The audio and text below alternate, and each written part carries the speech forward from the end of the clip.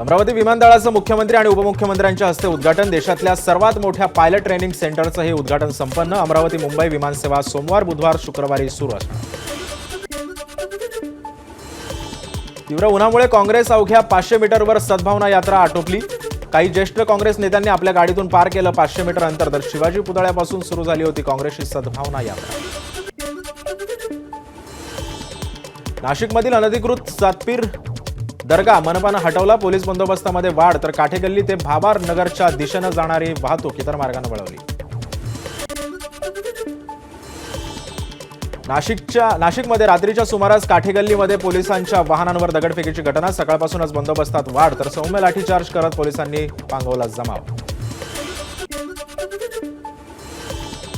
अनधिकृत बांधकाम काढण्यासाठी आलेल्या पथकावर संतप्त जमावाची दगडफेक। पोलीस उपायुक्त किरण कुमार चव्हाण यांची माहिती। तर आतापर्यंत 15 जण पोलिसांच्या ताब्यात।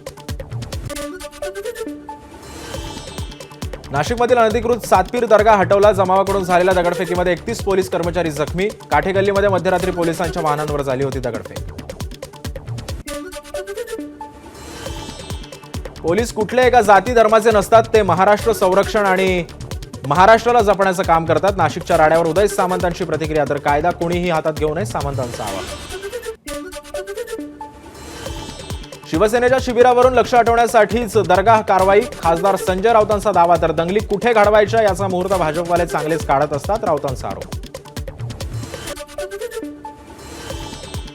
सत्तेच्या ऑक्सिजन शिवाय जे जगू शकत नाही ते दुसरीकडे गेले। एकनाथ शिंदे आणि राज ठाकरेंच्या भेटीवर संजय राऊतांची टीका। वाघ्या कुत्र्याच्या समाधीला 20 पोलिसांचं संरक्षण द्या। भाजपचे आमदार गोपीचंद पडळकर यांची माहिती। तर शरद पवारांनी फावल्या वेळेमध्ये नवा इतिहास लिहावा, पडळकरांची खोचक टीका। मराठवाड्यातील प्रमुख नेते पदाधिकारी आणि यांच्या उपस्थितीमध्ये मुंबईमध्ये भाजपची संघटनात्मक बैठक।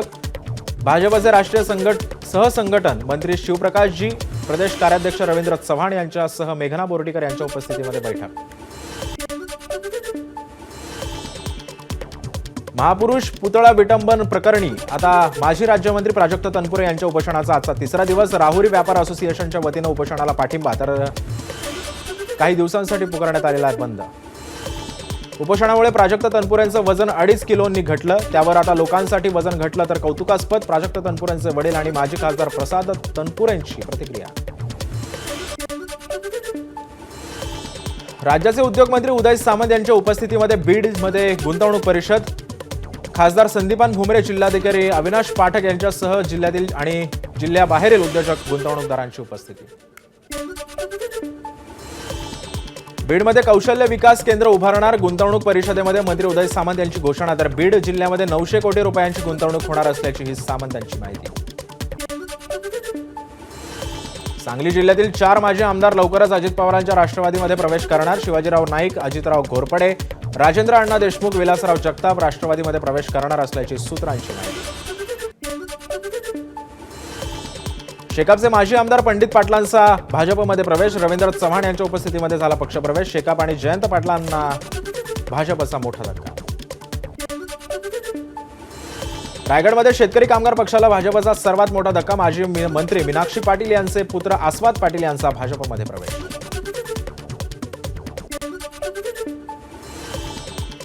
देवेंद्र फडणवीस मुख्यमंत्री झाल्यावर पहिल्यांदाच अमरावतीतील आपल्या मामाच्या घरी येणार। मोठ्या जल्लोषामध्ये आणि पारंपरिक पद्धतीने त्यांचं क्लोती कुटुंबाकडून स्वागत केलं जाणार।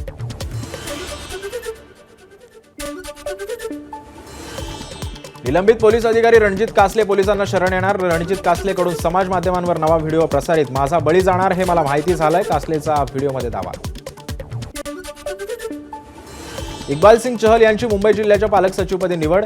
विविध क्षेत्रांमध्ये प्रगती करण्यासाठी आणि नागरिकांचं जीवनमान सुधारण्यासाठी राज्यानं संयोजक म्हणून काम करण्यासाठी पालक सचिवांची केली नियुक्ती।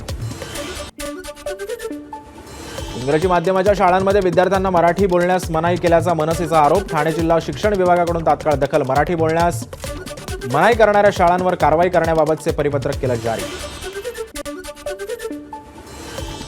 घाटकोपर रेल्वे स्थानकातील मध्यावर मेट्रोशी जोडणाऱ्या पुलाची एक बाजू बंद राहणार। दुरुस्तीमुळे पूल बंद। गर्दीच्या वेळेस सर्वात जास्त वापर असलेल्या पुलाची बाजू बंद केल्याने प्रवाशांना सहन करावा लागतोय मनस्ताप। मुंबई पोलीस नियंत्रण कक्षाला धमकीचा फोनवरून धमकी देणाऱ्याला बोरिवलीमधून पोलिसांनी घेतलं ताब्यात. आरोपीनं याआधी मुंबईमध्ये बॉम्बस्फोटाची धमकी दिल्याची माहिती.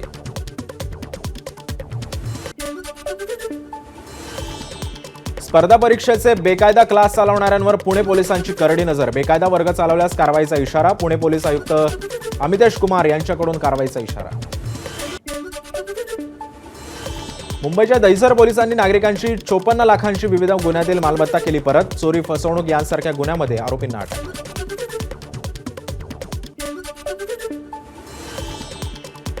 मुंबईमध्ये सलग दुसऱ्या दिवशी 36 अंश सेल्सिअस तापमानाची नोंद. पुढील 2 ते 3 दिवस तापमानातील वाढ कायम राहण्याचा हवामान विभागाचा अंदाज, तर उकाड्याने मुंबईकर त्रस्त.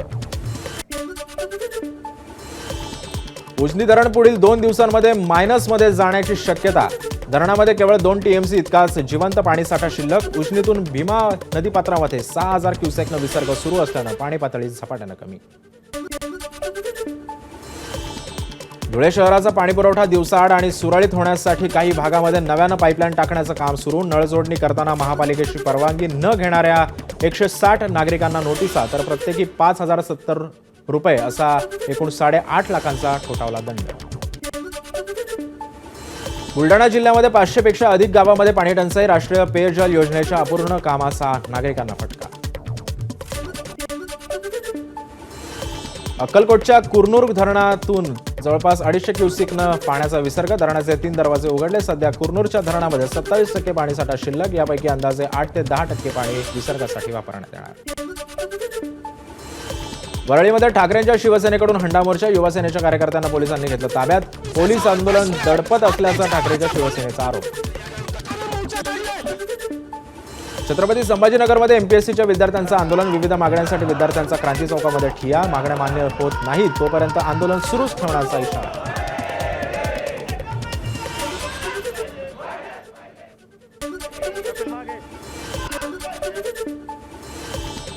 पुण्यातही एमपीएससीच्या विद्यार्थ्यांचं आंदोलन. मुख्य परीक्षा 45 दिवस पुढे ढकलण्यात यावी. विद्यार्थ्यांची आंदोलनाद्वारे मागणी.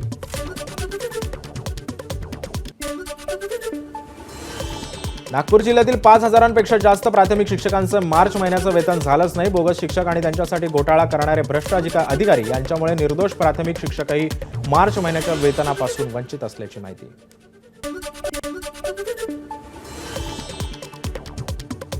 नागपुरात झालेल्या हिंसाचारामध्ये मुख्य आरोपी असलेल्या फहीम खानच्या घरावरील कारवाईनंतर आयुक्तांनी मागितली न्यायालयाची बिनशर्त माफी. राज्य शासनाकडून अशा प्रकारचे परिपत्रक नसल्यानं महापालिकेनं कारवाई केली. आयुक्तांची कबुली. लोणावळ्यातील अँबी व्हॅलीवर ईडीकडून टाच. सहारा समूह प्रकरणी कारवाई. अँबी व्हॅलीच्या 707 एकर जमिनीवर टाच. सहारा समूहाशी संबंधित संस्थांकडून वळवलेल्या निधीतून बेनामी खरेदीचा आरोप. परभणीमध्ये खोट्या कागदपत्रांच्या आधारे जन्ममृत्यू प्रमाणपत्र बनवल्याचं प्रकरण. आतापर्यंत 17 जणांवर गुन्हे दाखल, तर भाजपचे नेते किरीट सोमय्या यांच्या तक्रारीनंतर कारवाई. गोंदियामध्ये रुग्णवाहिकांच्या डिझेलसाठी निधी नसल्यानं बाई गंगाबाई रुग्णवाहिका धुळकात पडल्या. नोव्हेंबरपासून रुग्णवाहिका बंदच असल्यानं रुग्णांना बसतोय फटका. तळेरे कोल्हापूर राष्ट्रीय महामार्गाचं काम सुरू असल्यानं वैभववाडी ते तळेरे मार्गावर धुळीचं साम्राज्य. मोठा अपघात होण्याची देखील शक्यता. कंत्राटदाराचे मात्र या सगळ्याकडे दुर्लक्ष. छत्रपती संभाजीनगरमध्ये सिटी बसच्या तिकीट दरामध्ये वाढ. सिटी बसचं तिकीट 20% महागलं. किमान प्रवासी भाडे ₹6 2019 नंतर प्रथमच तिकीटमध्ये दरवाढ. गडचिरोलीतील धान घोटाळेबाज मोकाट. जिल्हाधिकाऱ्यांच्या आदेशानंतर FIRच नाही, मात्र 10,000 क्विंटल धान अपहाराचं कोडं अजूनही अनुगत. तळ कोकणात हापूसला बदलत्या हवामानाचा फटका. सरासरीपेक्षा सुमारे 40% उत्पादन बागायतदारांच्या हाती असल्यानं बागायतदार चिंतेत.